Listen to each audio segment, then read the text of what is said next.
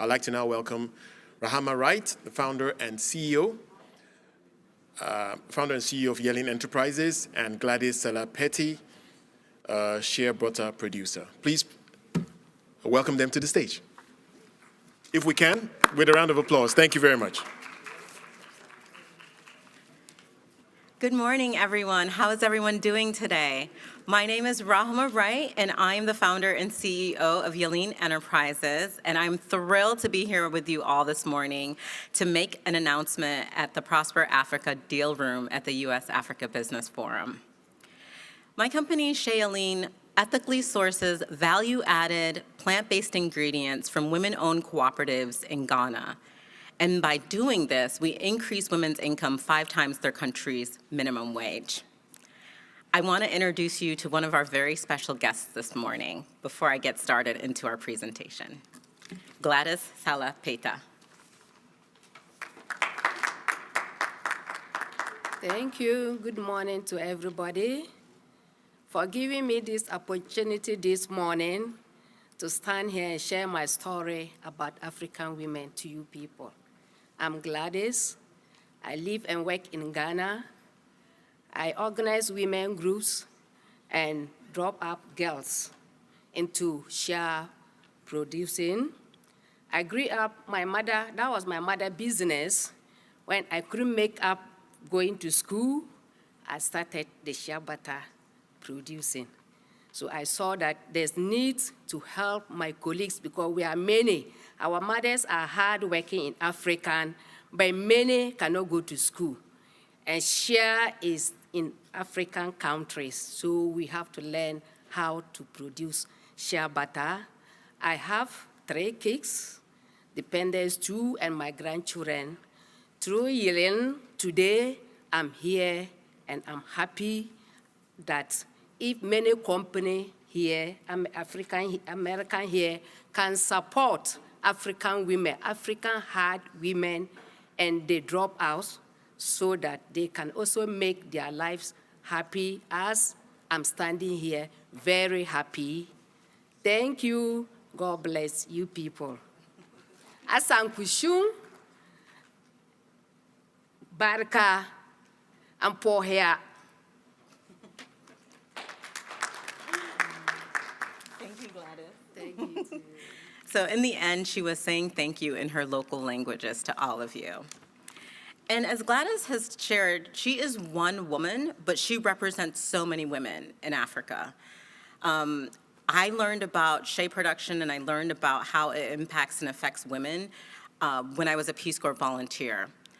I learned the issues firsthand, the fact that these women are in rural communities and they don't have a chance to really get their products to the global marketplace. And I think it's so important when we think about trade in Africa that we need to really center the role of women and figure out how to help them take their local resources, transform it into value-added products, and then help them bring those products to market. And that's what we do. That's what Shea Yelin does. And over the years, we've developed a line of body care products that we sell through our US-based retail suppliers. And through that, I've seen that there's a strong connection between US manufacturing and African supply and value chains in the beauty industry. And we believe that amplifying women in the global beauty industry creates better jobs here, and it also creates better jobs in Africa. And it's important to note that in the last 5 decades, US manufacturing has seen a decline and has lost about 7 million jobs. Yet in the beauty manufacturing segment, there has been a 5% growth every year since 2012. This is where we see opportunity to propel transformation and change. The US beauty industry employs about 60,000 people, and it's an over $40 billion industry. The thing that we're trying to do is we're trying to take advantage of the growing demand for pure and organic personal care by making an initial investment of $1.6 million in the creation of the first commercial manufacturing facility in Washington, D.C. Thank you. This facility will support early-stage beauty brands operated by founders of color here in D.C. And in building this manufacturing facility, we are tying it to our African supply chain and creating jobs for women like Gladys. We'll create jobs here, we'll create jobs in Africa. And over the next 10 years, our goal is to expand our sourcing to not only source from Ghana, but Senegal, Uganda, South Sudan, Mali, Chad, and Morocco are some of the countries that we are now doing needs assessment to identify suppliers that we can work with. We will source new ingredients. Right now we source shea butter, but we're looking at neem, moringa, chebe, argan, and essentially all the plant-based ingredients that we see in a lot of popular body care products. And by building manufacturing here locally in DC, tying it to our African supply chain, growing to several countries across the continent, we estimate that we will generate $55 million over the next 10 years in new business revenue. And this projection is based on our sourcing, it's based on manufacturing services that we'll be providing, and also incubating early-stage beauty companies here in DC. In addition, because we'll be growing our supplier network across the continent, we will increase from 800 suppliers to 6,000, supporting living wages for women and community development in Africa. And in DC, through the work of the manufacturing facility and by helping to support and incubate early-stage beauty businesses, we'll create 200 new jobs locally. And everything that I've just described cannot be done alone. And connecting to the tools and resources of Prosper Africa is one of the ways we'll be able to accomplish this goal. But we also have an incredible partner in the mayor's office. And I would like to invite the Deputy Mayor of Planning and Economic Development, John Falchicchio, to come and share a little bit about our partnership. Thank you. Well, thank you, Rahama. So I just wanted to say that Gladys and Rahama remind me of an old proverb. And the proverb you may not know because it comes from my mother. My mother taught me growing up that just because I make it look easy doesn't mean it is. And the work that Rahama and Gladys are laying out is going to not only change communities here in Washington, D.C., but in Africa as well. So let me tell you the story of how I got involved with Rahama and the work that the district government is doing to support her. So in 2020, Mayor Bowser said, we need to figure out how we think of recovery in 3 stages. We were facing a lot together as a nation and as the world. And we thought about 3 stages of our comeback.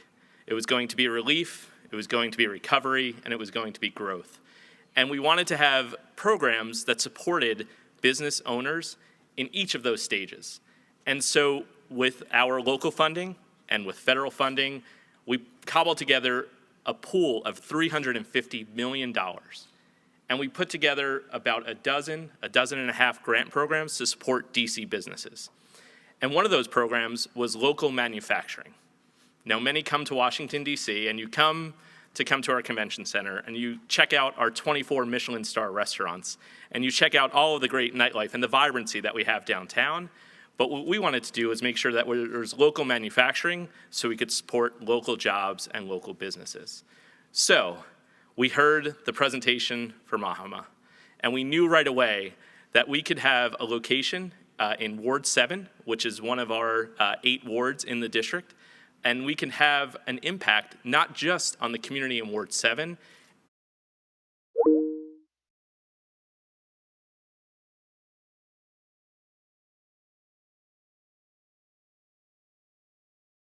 in DC as a whole, but we could have an impact on more than 7 nations in Africa.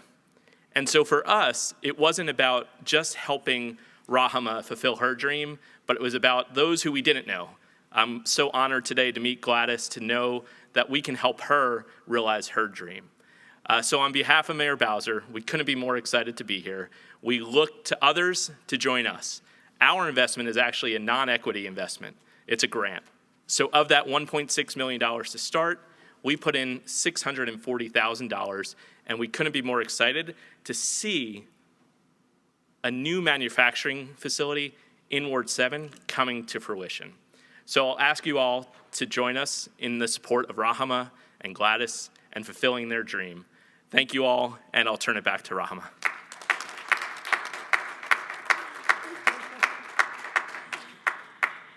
Thank you so much, John. And this ends our presentation, and we look forward to answering any questions that you may have.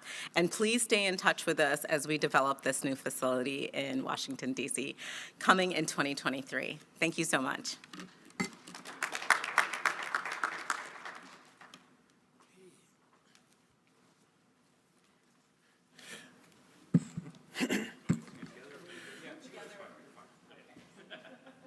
Thank you, Rahama Wright, founder and CEO of Yellen Enterprises. Gladys, it's great to have you here, the shea butter producer, and the Honorable David John Falchicchio, Deputy Mayor for Planning and Economic Development for the District of Columbia. Isn't it great to see how the connection between U.S. manufacturing and African supply and value chains in the beauty industry can create prosperity and make a big difference in the lives of many? This is what the Dear Room is all about, ladies and gentlemen.